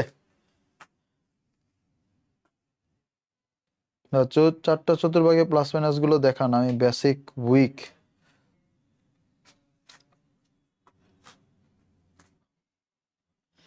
আচ্ছা, এখন তুমি যদি আমার ক্লাস 8-এর 7-এর পড়াও যদি বুঝাইতে বলো, আমি মানে দেখাবো, সমস্যা নাই, আমি একবার বলে যাব। বাট এখন একজন স্টুডেন্ট যদি চারটা চতুর্ভাগে কোন চতুর্ভাগে প্লাস মাইনাস এইটা যদি তুমি এক্স্যাক্টলি না জানো, তাহলে একটু সমস্যা, মানে ইন্টারমিডিয়েটের সায়েন্স নিয়ে পড়াটা। কারণ এত কিছু আছে, তুমি এখনো কল্পনাই করতে পারো না যে এত কিছু আছে, এত ম্যাথ আছে, এত ডিপ জিনিস আছে, ঠিক আছে? তারপরও আমি কিন্তু এখানে উল্লেখই করে দিতেছি, দেখো কোন চতুর্ভাগে প্লাস মাইনাস, আমি তো এরকম না যে উল্লেখ করে দিতেছি না যে কোন চতুর্ভাগে কোনটা। আচ্ছা দেখো পরের চতুর্ভাগে যাচ্ছি, 4 নম্বর চতুর্ভাগে যাচ্ছি, এটা আমাদের লাস্ট চতুর্ভাগ। 4 নম্বর চতুর্ভাগের ক্ষেত্রে এক্স এর মানটা পজিটিভ হয়, 4 নম্বর চতুর্ভাগের ক্ষেত্রে এক্স এর মানটা পজিটিভ হয়, বাট ওয়াই এর মানটা হয় নেগেটিভ। এক্স এর মান পজিটিভ কারণ এই দিকে যায়, আর ওয়াই এর মান নেগেটিভ কারণ নিচে আসে। আচ্ছা, এবার দেখো এইটার ক্ষেত্রে আর এর মান কোনটা? আর হচ্ছে এই যে মূল বিন্দু থেকে সরাসরি দূরত্ব। এটার জন্য থিটা ফোর কোনটা? এই যে দেখো এইখান থেকে ঘুরে এই পর্যন্ত, মানে আরেকটু যাইতে পারলে 2π হয়ে যেত, আরেকটু যেতে পারলে 2π হয়ে যেত। এখন এই এক্স এবং ওয়াই কে যদি আমরা প্রকাশ করতে চাই, এইটা হচ্ছে আসলে এক্স এবং এইটা হচ্ছে আমার ওয়াই। তাহলে এক্স হচ্ছে কোনটা? এইটা। ওয়াই কোনটা? এইটা, রাইট? এবার দেখো তাহলে এই এক্স এবং ওয়াই এর জন্য এইখানে একটা থিটা হবে, এই থিটাটার মান বরাবরের মতোই করে tan inverse Y by x modulus, y modulus, কারণ আমরা যখন এই ত্রিভুজের এই কোণটা বের করছি তখন আমরা এই লম্ব আর ভূমিকে নিয়ে কাজ করছি, লম্ব আর ভূমি নেগেটিভ হয় না, এজন্য একটা মডুলাস চিহ্ন দিয়ে দিলাম। আর এবার দেখো থিটা 4 2 পাই হয়ে যেত, থিটা 4 2 পাই হয়ে যেত, কার জন্য হতে পারে নাই বলতো? থিটার জন্য। তাহলে আর থিটাতে 2 পাই থেকে থিটাটা বাদ যাবে, 2 পাই থেকে থিটাটা বাদ যাবে। আচ্ছা, তার মানে থিটা 4 এর যে সূত্রটা দাঁড়াচ্ছে সেটা হচ্ছে 2 pi minus tan inverse Y by x modulus, Y by x modulus. তাহলে এবার আমরা যদি এইটাকে, এই হচ্ছে আমাদের সূত্র। এখন দেখো যেহেতু প্রত্যেকটার ভিতরে 3টা সূত্রের ভিতরেই মডুলাস আছে, এজন্য এই সূত্রটাতেও আমরা একটা মডুলাস চিহ্ন দিয়ে দিই। ঠিক আছে, তাহলে আমাদের মাথায় থাকবে যে সব কটাতে মডুলাস আছে। ঠিক আছে, তাহলে ইজি হইল। ঠিক আছে, ওকে ওকে ওকে ফাইন। তাহলে এই হচ্ছে আমাদের 4টা চতুর্ভাগের ভিতর জন্য যা যা জানা দরকার ছিল। এই দেখো আমি এখানে সামারি করা আছে আবার 4টা চতুর্ভাগের জন্য। প্রথম চতুর্ভাগের একটা বিন্দু যদি হয়, অর্থাৎ মনে করো সাপোজ তোমাকে এরকম একটা বিন্দু দিছে 1, √3, এরকম একটা বিন্দু দিছে, তখন এই বিন্দুটার জন্য থিটার মান বের করবা এই সূত্র দিয়ে। আবার মনে করো তোমাকে একটা বিন্দু দিছে, মনে করো -1, √3, তখন তুমি থিটার মান বের করবা এই সূত্র দিয়ে। আবার দেখো তোমাকে সূত্র দিছে -1, √3, এইটা এই বিন্দুটা দিছে, তখন তুমি এই সূত্র দিয়ে করবা। আবার দেখো তোমাকে বলছে যে 1, -√3, এইটার জন্য বের করতে থিটার মান, তখন তুমি এইটা সূত্র দিয়ে করবা। অর্থাৎ কোন চতুর্ভাগে আছে তার উপর ডিপেন্ড করবে আমি কোন সূত্র দিয়ে করব। কোন চতুর্ভাগে বিন্দুটা অবস্থান করতেছে তার উপর ডিপেন্ড করবে আমি কোন সূত্র দিয়ে এই অঙ্কটা করব। ওকে ভাইয়া, থার্ড বা ফোর্থ কোয়ান্টামের জন্য 2 পাই প্লাস থিটা হইতো না? না, 2 পাই প্লাস হবে কেন? 2 পাই করলে এই যে দেখো থার্ড চতুর্ভাগ, আমি তো 2 পাই গেলে তো আমার এই পুরোটা ঘোরা হয়ে যাবে। ঠিক আছে, এই যে দেখো, এই যে 4 নম্বর চতুর্ভাগ, আমি তো 2 পাই পর্যন্ত যাইতেই পারি নাই, 2 পাই পরিমাণ যাইতেই পারি নাই। আমার হচ্ছে 2 পাই কোন পর্যন্ত? এই পর্যন্ত। তাহলে কার জন্য যাইতে পারি নাই? থিটার জন্য। তাহলে 2 পাই থেকে থিটাটা জাস্ট বাদ দিতে হইতেছে, এই জন্য 2 পাই মাইনাস থিটা।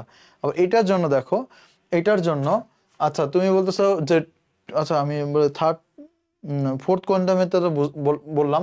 এবার দেখো এইটা থার্ড কোয়ান্টামের যেটা আছে, কোয়াড্রেন্টে যেটা আছে, সেটা হচ্ছে আমরা এইখান থেকে শুধু পাইয়ের কাছে আছে, পাইয়ের থেকে আরেকটু কোনটা এক্সট্রা লাগবে? থিটাটা এক্সট্রা লাগবে, এই জন্য পাই প্লাস থিটা। একেবারে সহজ ইকুয়েশন, সহজ ধারণা।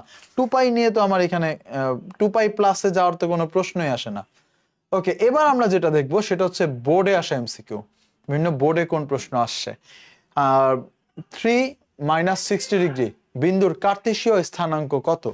সো এবার দেখো তো, এই যে বিন্দুটা 3 - 60 ডিগ্রি, এটা কোন কোয়াড্রেন্টে আছে? 3 - 60 ডিগ্রি এটা আছে আমাদের প্রথম 4 নম্বর কোয়াড্রেন্টে, রাইট? 4 নম্বর কোয়াড্রেন্টে আছে, 4 নম্বর কোয়াড্রেন্টে আছে। সো 4 নম্বর কোয়াড্রেন্টে যদি থাকে, এটা হচ্ছে 4 নম্বর, ফোর্থ কোয়াড্রেন্টে আছে। তাহলে আমরা কার্তেশীয় স্থানাঙ্ক চাইছে, কার্তেশীয় স্থানাঙ্ক তো থিটা বের করতে হবে না। সো ধরো এটা কোন কোয়াড্রেন্টে আছে এটা ম্যাটারই করে না, এটার ভিতরে জাস্ট আমরা করব আর কস থিটা, আর হচ্ছে ওয়াই এর বের মান হবে আর সাইন থিটা, জাস্ট ইট। ঠিক আছে, জাস্ট ইট। এবার জাস্ট হচ্ছে মান বসাবা হয়ে যাবে, জাস্ট মান বসাবা হয়ে যাবে।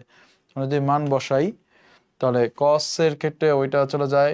এবার cos 60 ডিগ্রি মান হচ্ছে 1/2, তার মানে আসে এখান থেকে 3/2, আর sin 60 ডিগ্রি ক্ষেত্রে মাইনাসটা সামনে চলে আসবে, এটা √3/2, তার মানে হচ্ছে -3√3/2। তোমরা ক্যালকুলেটারে করবা, আস্তে আস্তে আমার মতো তোমাদের মুখস্থ হয়ে যাবে।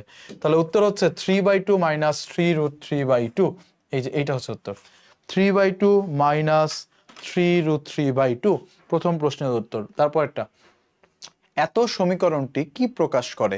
তাহলে আগে সমীকরণটা আমার বের করে দেখতে হবে এটা আসলে কি, তারপরে হচ্ছে আমরা এটা কি প্রকাশ করে এটা আমরা বলতে পারবো।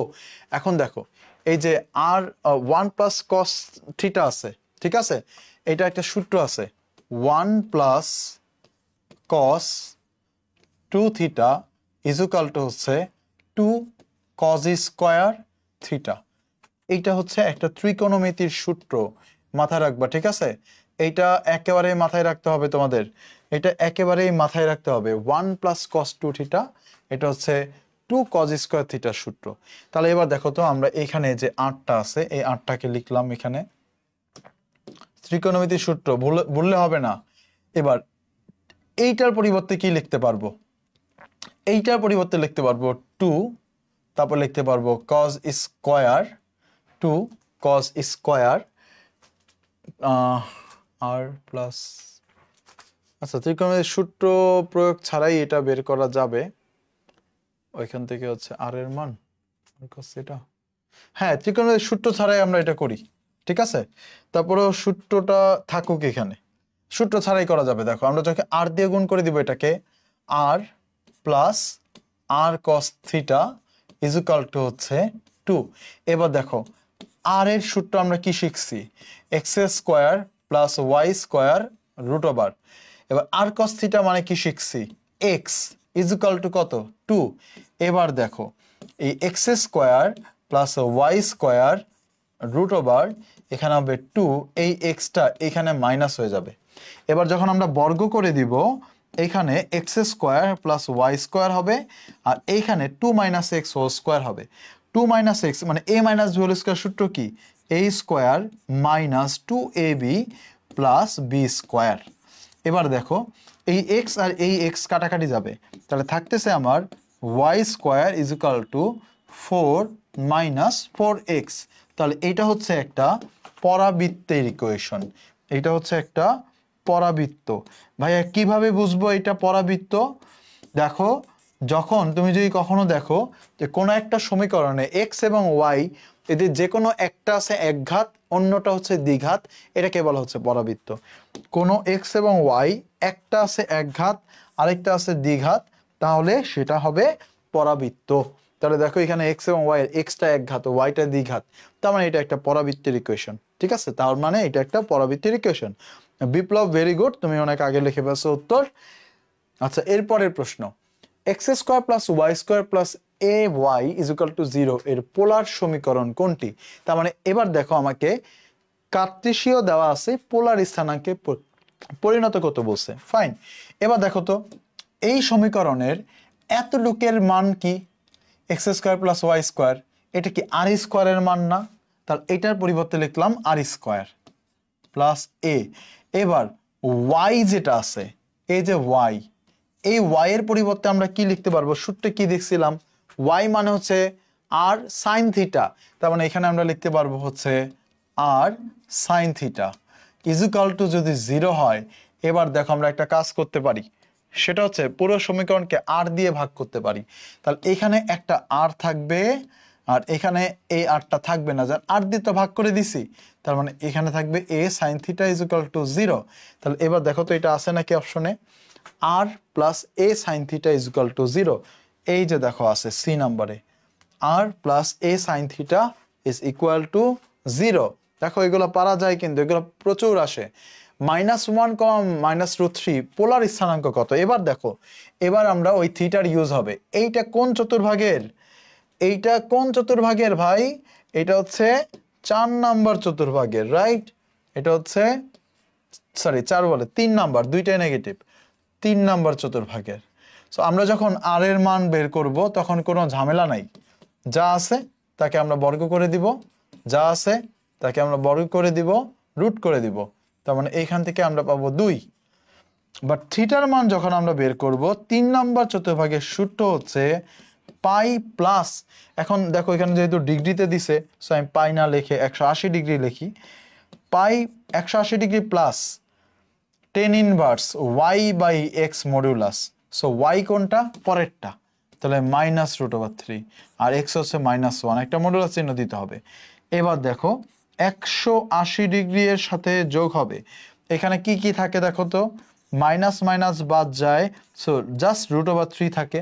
এবার 10 কতর মান? √3, 60 ডিগ্রির মান। তাহলে 80-র সাথে 60 ডিগ্রি যোগ হবে, তাহলে কত হবে? 240 ডিগ্রি। তাহলে কত আসতেছে? 2 এবং 240 ডিগ্রি। 2 এবং 240 ডিগ্রি কোথায় আছে?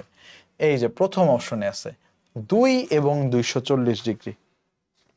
সো কঠিন নাকি সহজ? যা পড়াইছি, যা পেছনে আমরা দেখছি সেগুলার ভেতরেই কিন্তু। তাহলে এই যে দেখো, এইটাও কি একই রকম? সো এইটা হচ্ছে কোন চতুর্ভাগে? এটা হচ্ছে দ্বিতীয় চতুর্ভাগে। সো এইটা হচ্ছে তাহলে তোমাদের কাজ, এইটা তোমাদের কাজ, একই রকম প্রশ্ন। সো এইটা হচ্ছে তোমাদের কাজ নিজেরা। তোমরা যে নোট করবা, যে নোট যদি বন্দিবাসালা গ্রুপে অথবা আমার ম্যাথ ভাই গ্রুপে যদি আপলোড করো, তাহলে আমি কিন্তু এগুলো চেক করব যে তোমরা এই নোটগুলা মানে যেগুলো SW সেগুলো নিজেরা করতেছো কিনা। 150 ডিগ্রির কার্তেশীয় স্থানাঙ্ক কত? সো তোমাদের কাজ বলো। পারার কথা না তোমাদের? বলো, এগুলো কি পারার কথা না? পারা উচিত, এগুলা পারা উচিত। অলরেডি এইরকম প্রশ্ন পেছনে সলভ করা আছে। তারপরে -1 বিন্দুর পোলার স্থানাঙ্ক একটা আমি করে দেই, না আবার বলবা যে ভাইয়া সব তো খালি ডু ইয়োর সেলফ লিখে দিতেছে। আচ্ছা আচ্ছা, এইটা করাবো না, কারণ এটা থার্ড কোয়াড্রেন্ট মাত্রই আমরা দেখছি। এই যে এটার মতো সেম দেখো, -1 -√3 আর হচ্ছে -1 পুরা হুবু সেম। সো এইটা না, দেখি পরবর্তীতে আর আছে কিনা করানোর মতো। ডু ইয়োর সেলফ, ওকে। তারপরেরটা r = 3 cos θ এর কার্তেশীয় সমীকরণ কোনটি? তাহলে দেখো, cos θ যখন একা আছে ও কিন্তু কিছুই করতে পারতেছে না, এটার পরিবর্তে আমি কিছুই আনতে পারতেছি না। যদিও r এর পরিবর্তে আমি আনতে পারবো √x² + y², বাট cos θ এর পরিবর্তে কিছু আনতে পারবো না। cos θ এর সাথে একটা r লাগবে, তাহলে r cos θ এর পরিবর্তে আমরা x লিখতে পারবো, রাইট? তাহলে আমরা একটা কাজ করি, পুরো সমীকরণকে r দিয়ে গুণ করি। তাহলে এটা হয়ে যাবে r², আর এইটা হয়ে যাবে r cos θ। এবার দেখো, r² মানে হচ্ছে x² + y², আর r cos θ মানে শুধু x। এবার সব এক পাশে চলে আসবে, তাহলে x² + y² - 3x = 0 হবে। তাহলে কিন্তু হয়ে গেল, রাইট? হয়ে গেল। তাহলে x² + y² - 3x, এটা হচ্ছে আমাদের প্রথম অপশনেই আছে, প্রথম অপশনেই আছে। ওকে, সো সবাই আচ্ছা, তোমরা আমাদের আর অনেক বেশি সময় লাগবে না, তোমরা জাস্ট আমি যা পড়াচ্ছি এখানে একটু ফোকাস দাও। এখানে একটু ফোকাস দিলে তোমরা খুব দ্রুতই খেলা দেখতে পারবা, ঠিক আছে? খুব দ্রুতই খেলা দেখতে পারবা। ওকে, আমাদের আর বেশি নাই। আচ্ছা, আমরা 2টা প্রশ্ন এখান থেকে সলভ করলে আমাদের শেষ। ওকে, 7√2 45 ডিগ্রি বিন্দুটির কার্তেশীয় স্থানাঙ্ক নিচের কোনটি? বিন্দুটির কার্তেশীয় স্থানাঙ্ক কোনটি? এবং লাস্ট প্রশ্নটা কিন্তু তোমাদের, আমি জানি না লাস্ট প্রশ্নটা কি, ওইটা তোমাদের সলভ করতে হবে। 7√2 45 ডিগ্রি বিন্দুটির কার্তেশীয় স্থানাঙ্ক নিচের কোনটি? সো কমেন্ট বক্সে জানাও কোনটা হবে, কোনটা হবে? x এর মান বের করতে হবে, r cos θ। এবার দেখো, 7√3 লিখছি কেন? এটা তো √2, 7√2 cos 45 ডিগ্রির মান হচ্ছে 1/√2। আচ্ছা, এখানে আবারও √3 লিখলাম, বুঝলাম না। √2, তাহলে এইখান থেকে আমার থাকতেছে শুধু 7। এবার y এর মান হবে 7√2 sin 45 ডিগ্রি, তার মানে হচ্ছে 7√2 sin 45 ডিগ্রির মানও 1/√2, তার মানে কত? 7। তাহলে 7,7 যদি হয় এটা হবে। এবার লাস্ট প্রশ্ন, আমি বলছিলাম যেটাই হোক এটা তোমাদের কাজ। কমেন্ট বক্সে জানাও এইটার অ্যান্সার কত হবে। তাহলে আমাদের আজকের ক্লাসটা এই পর্যন্ত শেষ হবে। আর বিশ্ববিদ্যালয়ে আসা এমসিকিউ গুলো আমরা একটা ক্লাসে একসাথে পড়বো, পার লেকচারে পড়বো না। গতবার আমি হচ্ছে টাইপ ভিত্তিক আলোচনার ভিতরেই পড়াই ফেলছিলাম, বাট এবার একটা লেকচারে একবারে করব, ঠিক আছে? এইটার অ্যান্সার দিতে পারলেই আমাদের আজকের ক্লাসটি সুন্দরভাবে শেষ হয়ে যাবে, এবং আমার মনে হবে তোমরা আজকের ক্লাসটা ভালো করে বুঝছো। বলে দাও এইটার অ্যান্সার কি হবে, এইটার অ্যান্সার কি হবে, এইটার অ্যান্সার কি হবে? কমেন্ট বক্সে জানাও। কমেন্ট বক্সে জানাও এইটার অ্যান্সার কি হবে। বিপ্লব Kanti Dey, very good, very good. বিপ্লব অ্যান্সার বলে দিয়েছে 2,2 হবে এইটার অ্যান্সার। 2,2, 2,2 হবে এইটার অ্যান্সার। ঠিক আছে, 2,2, এটা যেরকম 7,7 একই রকম ভাবে 2,2। So that's it. সো আজকে আমরা আমাদের প্রথম ক্লাসটা শেষ হইলো। সো আলহামদুলিল্লাহ তোমাদের সাথে প্রথম ক্লাসটি হয়ে গেল, যদিও ক্লাসটি আমি টাইমলি শুরু করতে পারিনি, এই জন্য ক্লাস শেষে আরেকবার দুঃখিত। আর আমরা আমাদের অনেকগুলো টাইপের মাধ্যমে আমাদের এই অধ্যায়টা শেষ করব, অনেক সুন্দরভাবে শেষ করব। আমি আরেকবার তোমাদেরকে বলে দিচ্ছি, আমরা প্রথমে টাইপ ভিত্তিক আলোচনা করব। টাইপ ভিত্তিক আলোচনার ভেতরে আমরা এর সাথেই এই আলোচনায় আসা বোর্ডে আসা এমসিকিউ এবং বোর্ডে আসা সিকিউ এর যে প্রশ্ন যা দরকার সেগুলো আমরা সলভ করে ফেলবো। এটা শেষ হয়ে যাওয়ার পরে, বোর্ডে আসা এমসিকিউ এবং সিকিউ শেষ হয়ে যাওয়ার পরে দেন হচ্ছে আমরা পরবর্তীতে ডিরেক্ট বোর্ড সিকিউটা সলভ করব। কারণ ডিরেক্ট বোর্ড এমসিকিউ তো এখন সলভ হয়ে যাচ্ছে, কিন্তু ডিরেক্ট বোর্ড সিকিউ কিন্তু আমাদের এখনো হচ্ছে না, মানে এর মাধ্যমে হবে না। ডিরেক্ট বোর্ড সিকিউটা আমাদের এর মাধ্যমে হবে না। আমরা সিকিউ এর কোনো মনে করো ক মার্কের প্রশ্ন, যেরকম আজকের এই টাইপের ভিতর কিন্তু বেশ কয়েকটা ক মার্কের প্রশ্ন আমরা সলভ করছি। এই টাইপে খ আর গ এর জন্য কোনো প্রশ্ন আসে না। আবার অন্য একটা টাইপে যে দেখবো খ এবং গ এর যে প্রশ্নগুলো, ওইগুলো কিন্তু আমরা এই টাইপের ভিতরেই পড়ে ফেলবো। ঠিক আছে, এবং ডিরেক্ট সৃজনশীল ফরম্যাটে আমরা ক্লাস করব এই টাইপ ভিত্তিক আলোচনার পরে, এবং এর মাধ্যমে আমাদের এইচএসসি প্রস্তুতি শেষ হবে। এরপরে আমরা যাব আমাদের পরবর্তী ধাপে। এবং সেটা আমাদের অ্যাডমিশন প্রশ্ন সলভ। ঠিক আছে, এরপরে আমরা আমাদের অ্যাডমিশন যে কোশ্চেন সলভ আছে এই কোশ্চেন আমরা সলভ করব। ঠিক আছে, অ্যাডমিশন কোশ্চেনগুলো আমরা সলভ করব যতটা পারি। সো এই আমাদের ক্লাস স্ট্রাকচার। এইভাবে করে আমরা ধাপে ধাপে আমাদের এই অধ্যায়টা আমরা শেষ করব। আশা করি তোমরা আজকে ক্লাসটা বুঝতে পারছো। সো ক্লাস কেমন বুঝলা একটু কমেন্ট বক্সে জানাতে পারো। এবং তোমরা যারা আজকে ক্লাসে নোট করবা, অবশ্যই তোমাদের নোটগুলা বন্দি পাঠশালা গ্রুপ এবং ম্যাথ ভাইয়া গ্রুপে তোমরা পোস্ট করবা। আমি দেখবো যে ডু ইয়োরসেলফের প্রশ্নগুলো তোমরা সলভ করছো কিনা। ঠিক আছে, সবাই নোটগুলো, তোমাদের নোটগুলো যারা যারা নোট করবা, ম্যাথ ভাইয়া গ্রুপ বন্দি পাঠশালা গ্রুপে আমাদের এই প্রোগ্রামের নাম লিখে ক্লাসটা কেমন হয়েছে সুন্দর করে লিখে পোস্ট করবা। তাহলে যেটা হবে, আমার চোখেও পোস্টটা আসবে, পাশাপাশি তোমার অন্যান্য ফ্রেন্ড বা বন্দি পাঠশালা গ্রুপে অনেকেই জানতে পারবে যে আমাদের প্রোগ্রামে ক্লাসটা আসলে কিরকম হয়, এবং আমাদের প্রোগ্রামের যে নোটগুলা, এই নোটগুলো কত সুন্দর হয় এটা ওরা জানতে পারবে। এই কাজটা অবশ্যই করবা মিনিমাম। আর নোট করাটা এইচএসসি লেভেলের জন্য খুবই গুরুত্বপূর্ণ। অ্যাডমিশনের কোনো নোট করার সুযোগই পাবা না, খালি ক্লাস করবা এক্সাম, ক্লাস করবা পড়বা এক্সাম, ক্লাস করবা পড়বা এক্সাম। সো তুমি যদি এখনই নোট মেক করতে পারো, এগুলো তোমার অ্যাডমিশনে অনেক হেল্প করবে। সো অ্যাডমিশনে হেল্প করার জন্য সুন্দর নোট দরকার, অগোছালো নোট না, ক্লাসে পড়াইতেছে ধামধাম করে তুলতেছো, এটা আসলে নোট না। নোট হবে তোমার সুন্দর করে। সো সুন্দর করে নোট করবা। ওকে ওকে। সো কত ক্লাস লাগবে এটা ক্লাসের শুরুতেই বলছি যে আমি নির্দিষ্ট করে বলতেছি না, আমি আমার মতো করে পড়াতে থাকবো এবং দেখবো যে তোমরা কতটা নিতে পারো। তোমরা দেখবো যে যখন দেখবো যে আরো ভালো নিতে পারো, তাহলে আমি আরেকটু ফাস্ট পড়াবো, একটা দুইটা ক্লাস আরো কম লাগবে। আবার যখন দেখবো যে তোমরা কোন চতুর্ভাগে প্লাস মাইনাস ভাইয়া এটা উল্লেখ করে দেন, এগুলো বলতেছো, তখন আমার বেশি সময় লাগবে। So totally depends on you.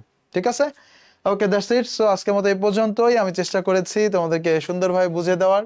আশা করি পরবর্তী প্রত্যেকটা ক্লাসেই তোমরা থাকবা এবং এই অধ্যায়টা আমার সাথে শেষ করবা। ভালো থাকো, আল্লাহ হাফেজ।